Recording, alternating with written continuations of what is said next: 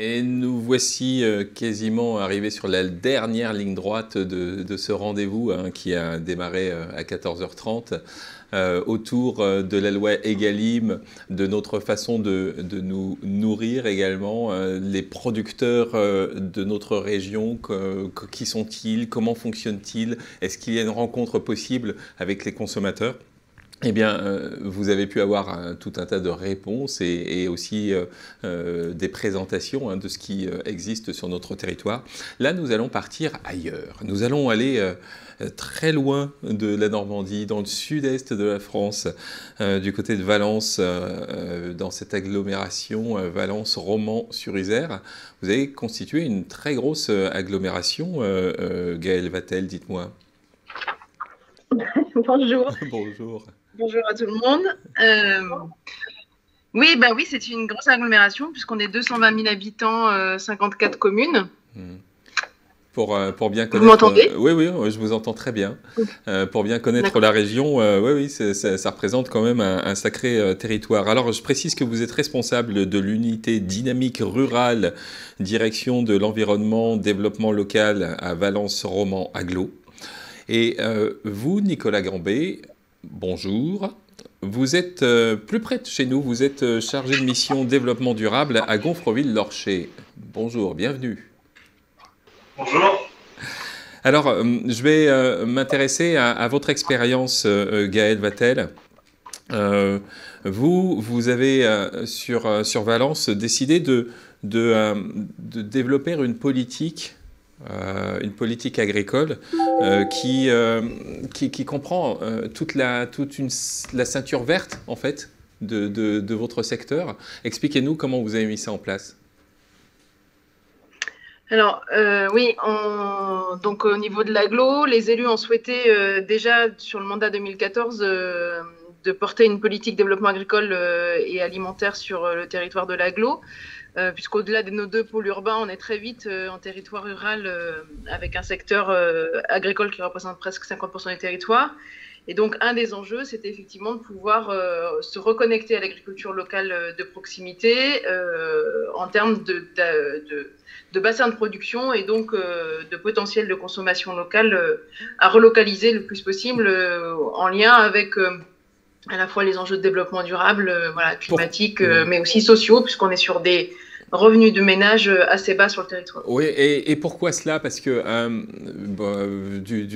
dans la Drôme, dans la Drôme méridionale, hein, eh bien, il y a déjà énormément de producteurs, notamment des maraîchers. Donc, est-ce que vous aviez encore besoin de constituer des... Alors, oui, il y a beaucoup de producteurs, mais il se trouve que la production alors, il y a effectivement une dynamique de circuit court assez importante, et pour autant, il y en a encore beaucoup qui partent à l'exportation, ou en tout cas sur d'autres territoires, et donc l'enjeu de la relocalisation restait un enjeu assez important, et notamment de l'accès à tous à de la production locale, et là encore, c'est pas si évident. Comme vos interlocuteurs tout à l'heure, on est aussi sur une pression foncière assez forte, avec une déprise agricole qui est conséquente, des exploitations qui augmentent en termes de taille et qui sont difficilement transmissibles aujourd'hui, et pour lequel on arrive voilà, sur un certain nombre de freins, en tout cas dans l'ancrage et dans la perspective du maintien de l'agriculture sur notre territoire. D'accord. Ces freins, quels sont-ils? Bah, il y en a de toutes sortes. Hein. Pour des producteurs, il y a un vrai problème d'accès au foncier. On est sur un souci en termes d'eau aussi, hein, un accès à l'eau. Et voilà, ce genre de choses. On voit aussi que le monde amont et aval se parle peu. Hein, donc, on a eu à aussi impulser et accompagner tout ce qui est activité intermédiaire en termes de transformation, de commercialisation pour arriver à être sur de la relocalisation. Alors, racontez-nous un petit peu comment ça s'est passé, comment vous avez mis ça en œuvre et qu'est-ce qui existe aujourd'hui? Alors, on est parti d'abord d'une mobilisation assez forte des acteurs locaux, parce qu'aujourd'hui, on travaille avec une quarantaine d'acteurs locaux sur le territoire, institutionnels, associatifs, économiques, pédagogiques, sociaux, etc. Et on a d'abord construit une charte de territoire, qu'on a appelée charte de développement agricole et forestier, qui est un peu notre stratégie de territoire commune, notre feuille de route partagée. Et récemment, on a lancé une prospective 2050, en se disant que la transition agroécologique et alimentaire d'un territoire, elle ne se fait pas en 3 jours, et que pour que chacun puisse prendre ce virage ensemble, dans une perspective de relocalisation alimentaire notamment, on puisse écrire une feuille de route partagée. Donc on a écrit ce qu'on appelle un scénario After 2050, qui nous permet un peu d'avoir une visibilité en se disant vers quoi on va tous ensemble, de l'amont à l'aval de la filière, en passant par tous les acteurs intermédiaires et toutes les étapes d'un système alimentaire global. Justement, qu'est-ce qu'il y avait dans ce scénario du coup alors ? Alors, le scénario vise à répondre à l'équation suivante: comment nourrir la population qui va continuer à augmenter sur la planète, et donc ici d'ici 2050, tout en réduisant nos impacts écologiques, qui soient climatiques, accès aux ressources, l'énergie, etc. Et donc, l'équation, elle est celle-ci. Et donc, après, on va actionner des leviers en termes à la fois de paradigme qui change en termes de production, d'accès au foncier, tout simple. Voilà, l'équation, vous l'avez là sous les yeux. On est parti avec l'assiette idéale 2050 pour pouvoir résoudre cette équation-là. Qu'est-ce qu'il faut dans notre assiette? Comment ça bouge les grammages dans notre assiette? Donc, vous voyez qu'il reste tous les aliments, mais avec des proportions très différentes. Et donc, à partir de là, comment le monde agricole arrive à prendre ce virage dans ce sens-là, et inversement, côté consommateurs et acteurs économiques intermédiaires, comment l'entièreté du système arrive à bouger pour répondre à cette équation. Et donc, c'est à partir de cette trajectoire 2050 qu'on a passé ce qu'on appelle, nous, le projet alimentaire de territoire 2.0, où maintenant notre feuille de route, c'est cette trajectoire After 2050, et pour lequel on décline un certain nombre d'actions sur le renouvellement des générations agricoles, puisqu'on a des enjeux d'installation et de transmission qui sont très fortes, et d'accès au foncier, je l'ai dit tout à l'heure, mais aussi d'accompagnement aux pratiques agroécologiques.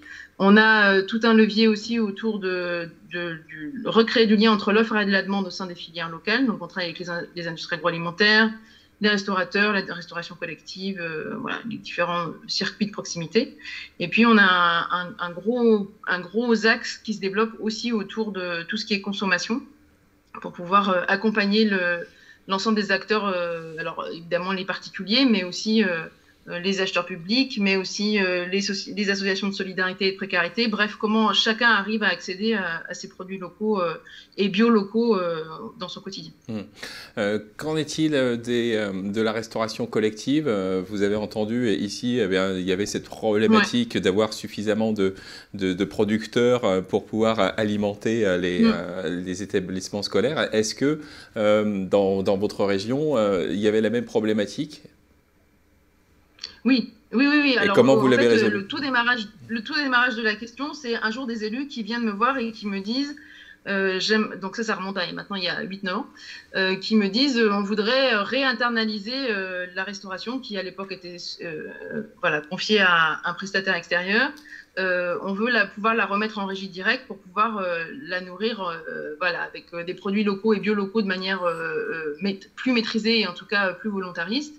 Et donc, c'est à partir de là qu'on a commencé à tirer la pelote de tout ce que ça voulait dire en termes d'organisation agricole en amont et évidemment logistique. Et donc, c'est à partir de là que tout le projet alimentaire s'est tiré au fur et à mesure. Et puis, on avait un autre enjeu autour de la qualité de l'eau qui est un vrai souci chez nous, puisqu'on a 7 captages qui sont classés prioritaires et pour lesquels il fallait absolument qu'on accompagne la transition aussi agroécologique.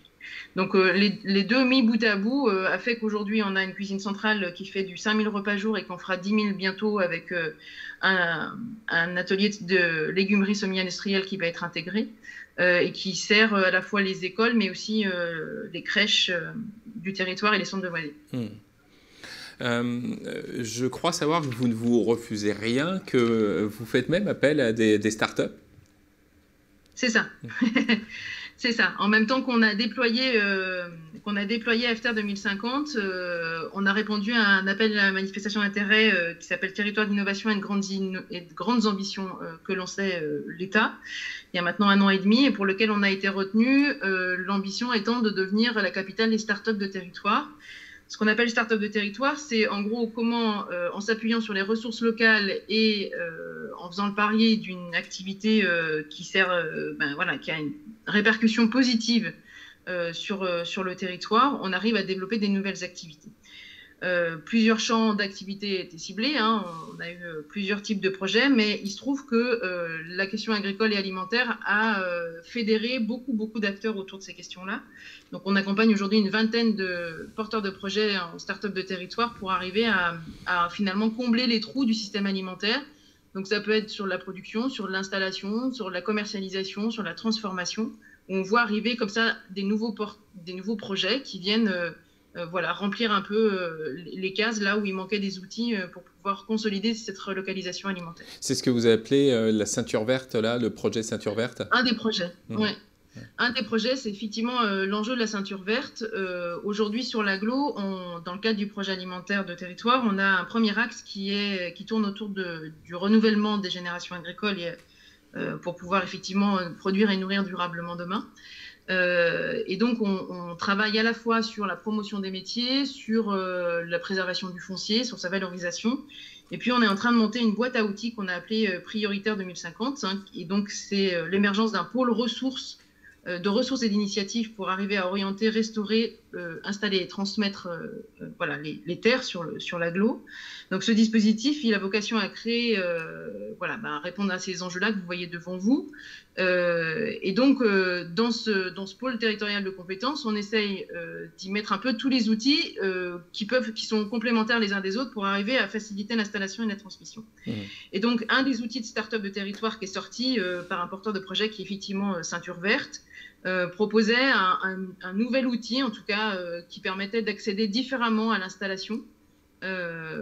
C'est sur les diapos d'après, mais qui permet, en tout cas, qui est une espèce de service clé en main avec la Ceinture Verte, qui est donc aujourd'hui une SIC, qui permet effectivement d'investir considérablement, hein, puisque c'est la SIC. Voilà. Dans une ferme qui vous est proposée clé en main, c'est ça hein, Alors, en fait, la Ceinture Verte, c'est donc effectivement l'opérateur qui achète du foncier et qui se charge de l'équiper en irrigation, en bâtiments de stockage, en bâtiments de serre, enfin voilà, en différents locaux et outils d'exploitation pour arriver à produire. Pour le coup, c'est du maraîchage bio pour le moment qui se déploie.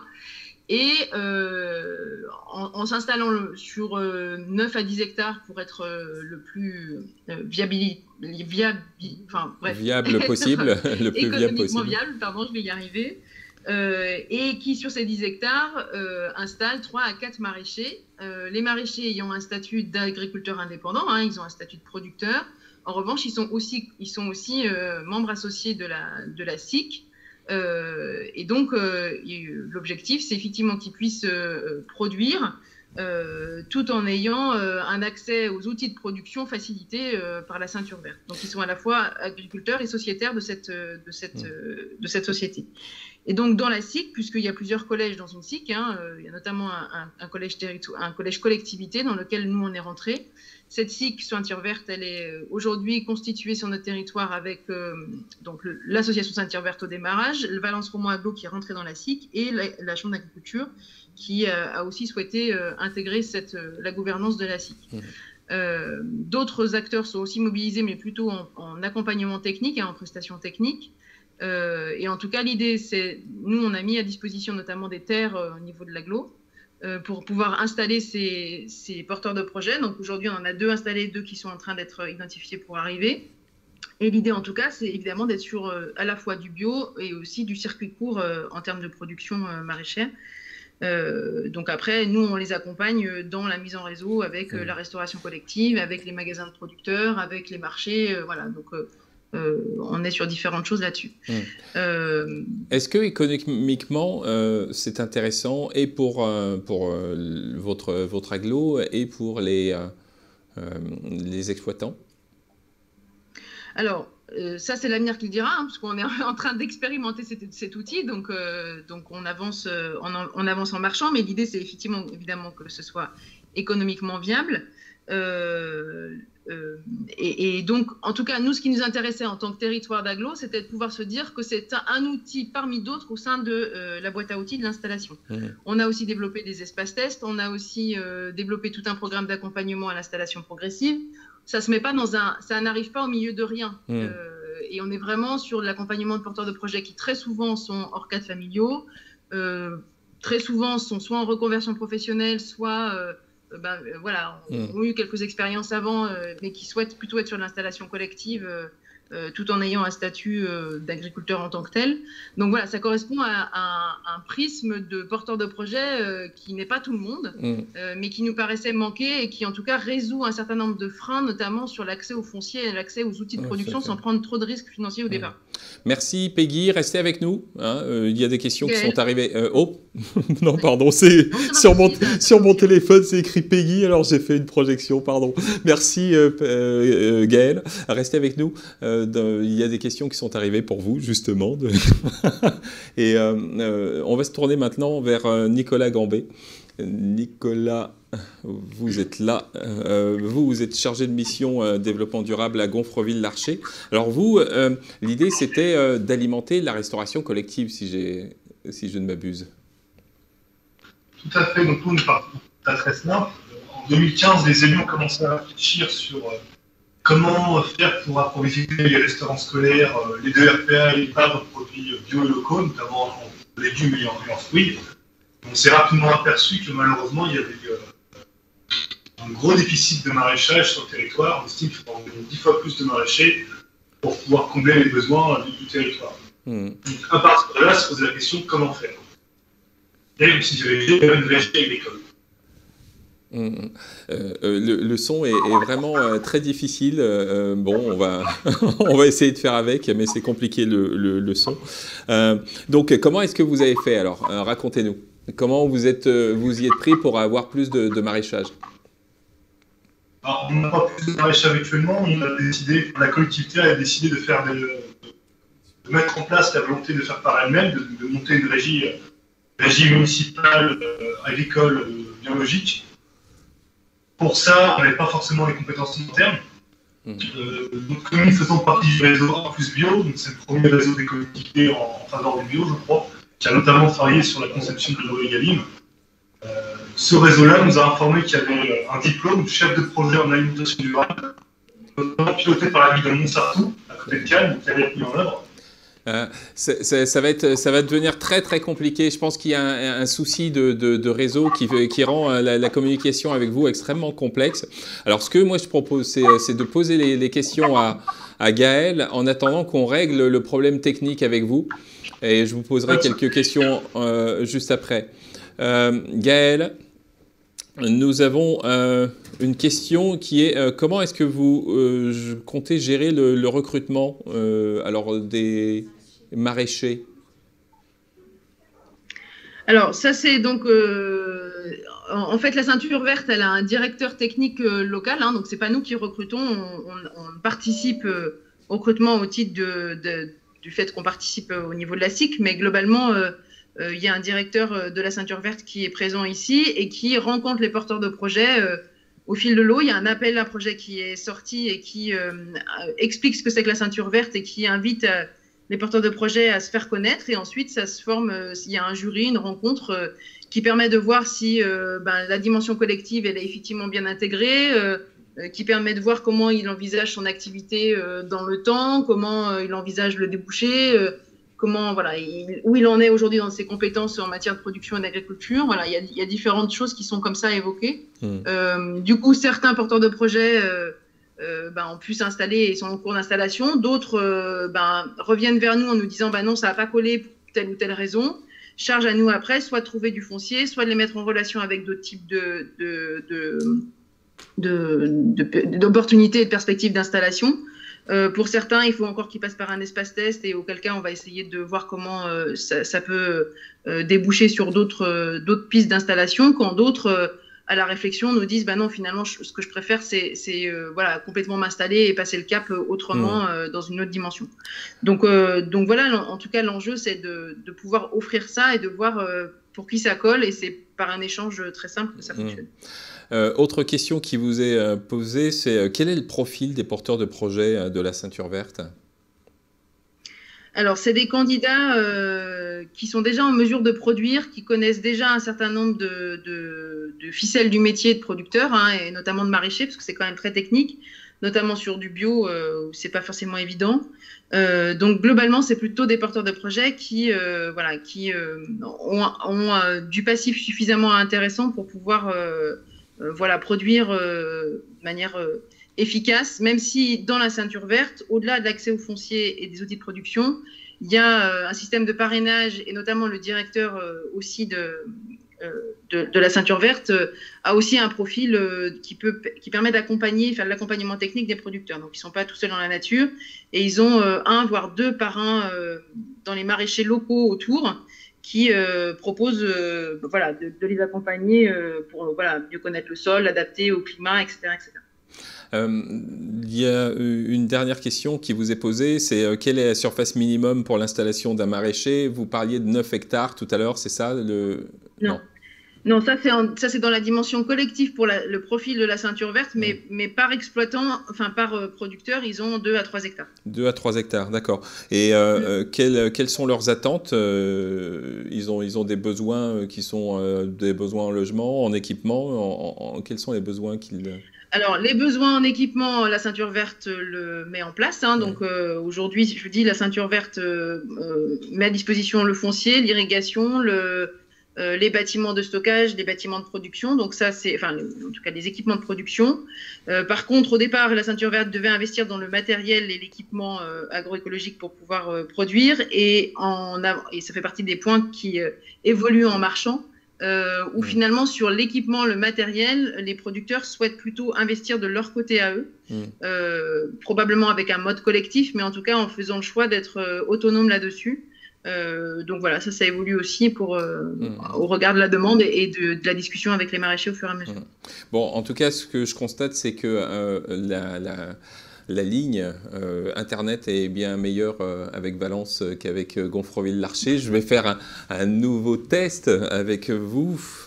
Nicolas Gambé, est-ce que vous m'entendez? Alors moi, très bien, c'est à vous de me dire. Ah, c'est beaucoup mieux ça, là, maintenant. C'est beaucoup mieux.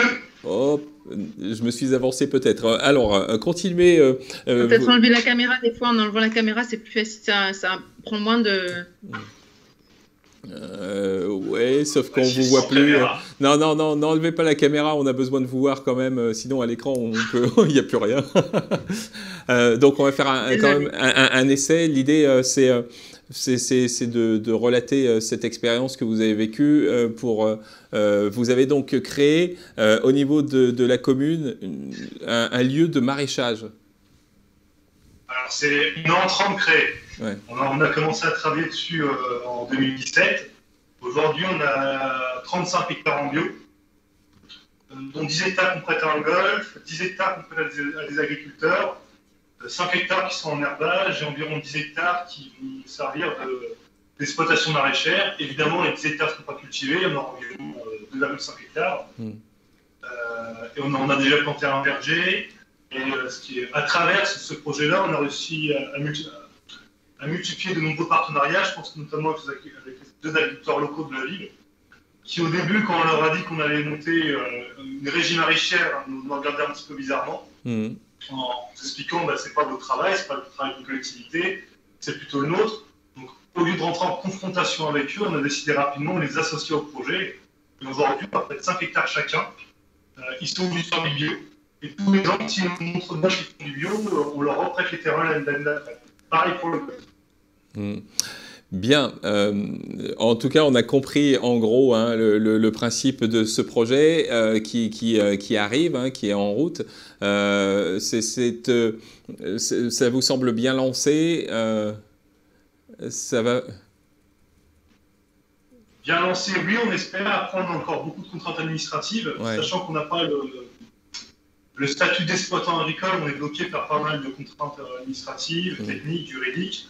Notamment notre commune étant dans les sueurs de Seine, on est soumis à la loi littorale pour construire tous les bâtiments qu'on veut sur les terrains agricoles. On a notamment comme projet de construire une légumerie pour pouvoir traiter les futures récoltes de l'exploitation maraîchère et ça en discussion avec D'accord.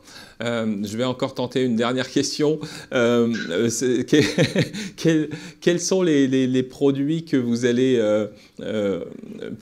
produire justement? Qu'est-ce que vous allez cultiver? Et surtout, est-ce que grâce à cette exploitation, vous allez pouvoir subvenir à tous les besoins des établissements scolaires de Gonfreville-Larcher?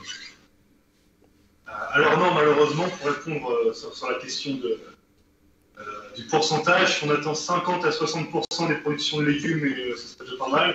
On a une contrainte, hein, c'est le soleil. Malheureusement, on n'a pas assez de soleil pour faire les tomates toute l'année, par exemple. Donc voilà. Après, sur la variété, on ne s'interdit rien. On espère produire entre 35 et 45 tonnes de légumes par an d'ici 3 à 4 ans, avec des maraîchers municipaux, encore une fois. Mais on n'exclut pas non plus de faire intervenir des agriculteurs locaux, des produits spécifiques sur lesquels on n'aurait pas forcément les En tout cas, je parlais tout à l'heure d'inventivité, d'innovation. Là, on y est complètement avec une municipalité qui se transforme en régie productrice. Je suis désolé, Nicolas, je vais devoir mettre un terme à notre conversation parce que la qualité est vraiment, vraiment pas bonne. Mais en tout cas, on l'a compris, hein, votre projet qui est en route actuellement, c'est l'idée de fournir une alimentation de qualité aux différentes écoles, aux établissements scolaires, et ce, avec quand même 50% de la production qui serait locale, quoi. C'est pas mal du tout. Hein. Moi, personnellement, je trouve ça sympa. Bien. 50% des légumes, pas des légumes, pardon. En tout cas, merci beaucoup à vous, à Gaël également, à Gaël Vatel qui nous répondait de l'agglomération de Valence-Romand. Et merci à vous, Nicolas Vimbé, à Gonfreville-Larcher. Je vous salue bien bas. Merci d'avoir partagé avec nous votre expérience. Voilà, nous sommes arrivés au terme de ce rendez-vous que nous vous proposions avec Caen la Mer cet après-midi autour de la loi Egalim. J'espère que vous avez passé un agréable moment dans un premier temps, mais aussi que vous avez pu obtenir toutes les informations que vous souhaitiez sur ce sujet. Je tiens à remercier toute l'équipe de numérique qui s'est occupée de la technique.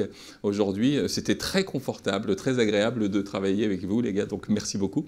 Un grand merci aussi à l'équipe de Caen la Mer qui a organisé cette rencontre cet après-midi. C'était aussi très agréable. Enfin, le travail était mâché avec les questions des spectateurs. Donc merci beaucoup pour ce moment. En tout cas, on vous dit à très très bientôt pour un autre sujet autour de l'alimentation. Au revoir, bon après-midi.